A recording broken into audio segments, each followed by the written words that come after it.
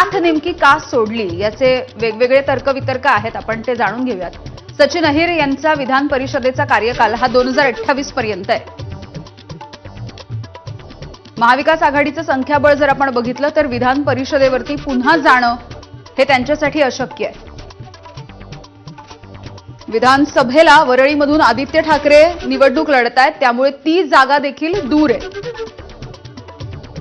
सचिन अहिर हे ठाकरेंच्या शिवसेनेमध्ये उपनेते या पदावरती आहेत, पण निर्णय प्रक्रियेच्या वेळेला त्यांना फार महत्त्व नव्हतं।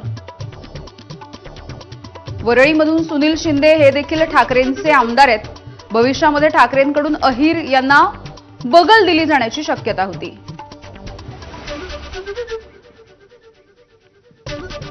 तर या सगळ्या संदर्भात आपण बोलूया। वेदांत नेब आमचे प्रतिनिधी आपल्याला माहिती देतील। वेदांत, आपण बघतोय की सचिन अहिर यांनी ठाकरेंच्या शिवसेनेची साथ नेमकी का सोडली असावी याच्या वेगवेगळ्या शक्यता आहेत। या संदर्भातली अधिकची काही माहिती।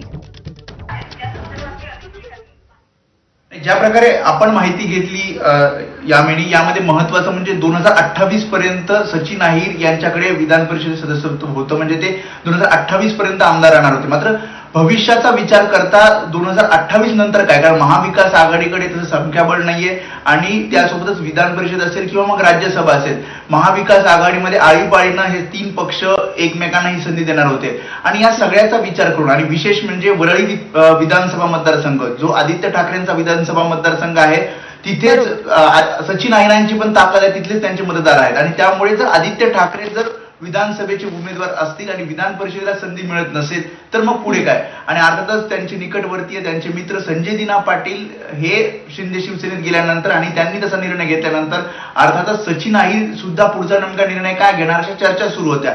आणि यामध्येच उपसभापती पदाची शिंदे शिवसेनेकडनं जी ऑफर आलेली आहे ती सगळ्याचा विचार करता सचिन अहिर यांनी हा निर्णय घेतल्याचं कळतंय। त्यामुळे अर्थातच वरळी विधानसभा मतदारसंघामध्ये याचा मोठा फटका बसणार आहे, कारण सुनील शिंदे आणि सचिन अहिर हे दोन विधान परिषदेचे आमदार जे वरळी मतदारसंघात आहेत, ज्यांची खरं तर मदत आदित्य ठाकरेंना होत होती, त्यात सुनील शिंदे यांना सुद्धा ठाकरेच्या शिवसेनेला संधी द्यायची आहे आणि सचिन अहिरांना सुद्धा। मात्र संख्याबळाचा विचार करता आणि भविष्याचा विचार करता सचिन अहिरांनी ही संधी बघितली आणि शिंदे शिवसेनेमध्ये प्रवेश करण्याचा आणि उपसभापती पदाची जी ऑफर त्यांना दिली आहे ती स्वीकारल्याचं कळतंय। बरं, धन्यवाद वेदांत सविस्तर माहितीसाठी।